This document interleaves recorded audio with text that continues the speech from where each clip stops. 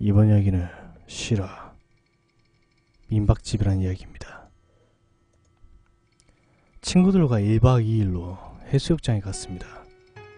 바다에 신나게 놀고 숙소에서 게임도 하다 보니 어느새 밤이 깊었습니다. 모두들 체력이 소진된 터라 평소보다 일찍 잠들었습니다. 제가 가운데 누워 자고 있는데 오른쪽에 누워있던 친구가 무척이나 잠꼬대가 심했습니다. 차라리 코라도 돌면 나을 텐데 자꾸 옆에 발로 차고 제 배 위에 발을 올리는 것입니다. 막 잠이 들려고 한 순간이어서 순간 짜증이 났습니다. 친구에게 화를 내려고 눈을 뜨고 옆을 봤는데 친구는 이불을 잘 덮은 채 조용히 자고 있었습니다. 너무나 포근하게 자고 있기에 마음 약한 저는 깨우지도 못하고 그냥 다시 눈을 감았습니다. 자기도 모르게 그럴 수도 있겠죠 하는 마음이었죠. 그런데 다시 잠을 청하려고 눈을 감으니 오른쪽에 누운 친구가 다시 팔다리를 제 몸 위에 올려놓는 것이었습니다. 화가 버럭 나서 친구를 째려봤는데 친구는 조용히 자고 있었습니다. 자는 척하는 게 아니라 미동도 하지 않은 채 얌전히 자고 있었습니다. 저는 순간 소름이 돋았습니다. 저희는 각자 이불을 덮고 있었습니다. 친구가 저에게 팔다리를 올려놓으려면 이불을 걷어내야 합니다. 친구는 이불을 얌전히 덮고 있었고 이불을 펄럭이는 소리도 없었습니다.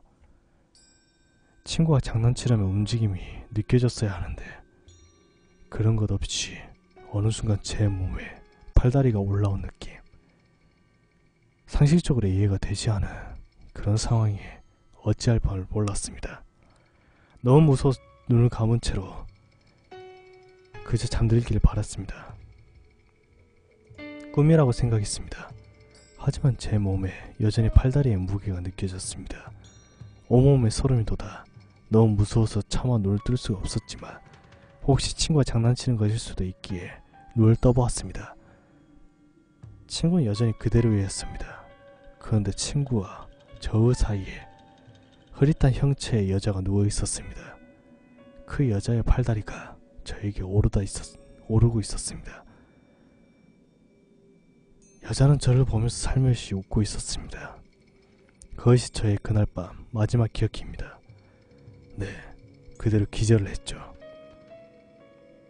눈을 떠보니 벌써 해가 중천에 뜬 점심 무렵이었습니다. 친구들은 잠을 왜 이렇게 오래 자냐고 했지만 저는 잠이 아니라 기절했었습니다. 눈을 뜨자마자 친구들에게 이야기했지만 거짓말이라고 믿지 않았습니다. 특히 오른쪽에 누웠던 친구는 그런 일이 없었다고 하더군요. 민박집 주인 아주머니에게 이야기를 했지만 아주머니는 믿으려고 하지 않았습니다. 당연한 일이겠죠. 상식적으로 있을 리 없는 일이고 괜히 이상한 소문이라도 돌면 큰일 나니까요. 그런데 점심을 먹다가 음식점에서 흥미로운 이야기를 들었습니다.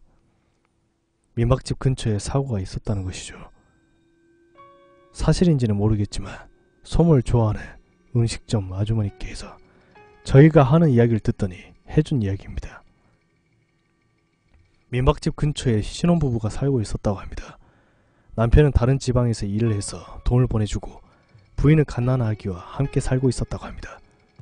그런데 어느 날 아침에 일어나 보니 아이가 죽어있더랍니다.